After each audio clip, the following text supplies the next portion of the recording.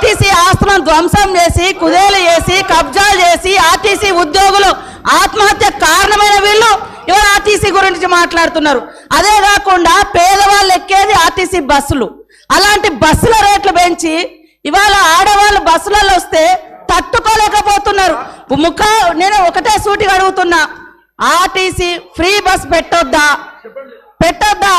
ఇవాళ మీరు వ్యవసాయం చేయనటువంటి బీడు భూములకు లక్షాధికారులకు కోట్లాది రూపాయల నోళ్లకు వ్యవసాయం పేరుతోటి రైతు బంధు కట్టబెడితే ఏ పేదోళ్ళైనా రోడ్ల మీదకి వచ్చి మీ ఇళ్ళ ముంగర ధర్నా చేసిర్రా? ఈ రోజు ఆటోలను ముందు పెట్టి మీ అధికారం రావాలని ఎప్పుడు మీరు సెంటిమెంట్లను వాడుకొని ఒకరిని ముందు పెడతారు, ఆ తర్వాత మీరు వెనక నుంచి వస్తారు. ఇది మీ నైజం. గతంలో కూడా అగ్గిపుల్లలు దొరకక డ్రామాలు చేస్తే పాపం వేరే పిల్లలు ఆత్మహత్య చేసుకున్నారు. అంటే చేయకూడదా అంటారు. మరి మీరు లక్షల రూపాయలు కోట్ల రూపాయలు ప్రజల మీద అందరి మీద పన్నులేసి ఆ వచ్చిన ధనము రైతు బంధుల పేరుతోటి ఏ పేద మహిళకు ఏ పేదోళ్లకు రూపాయి దక్కలేదు.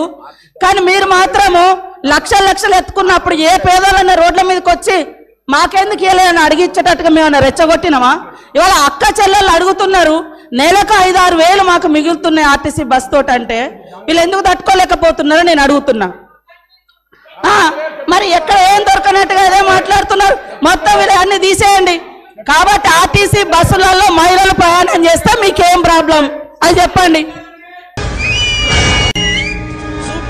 నిరంతర తాజా వార్తల కోసం మా D1 ఛానల్ని సబ్స్క్రైబ్ చేసుకోండి.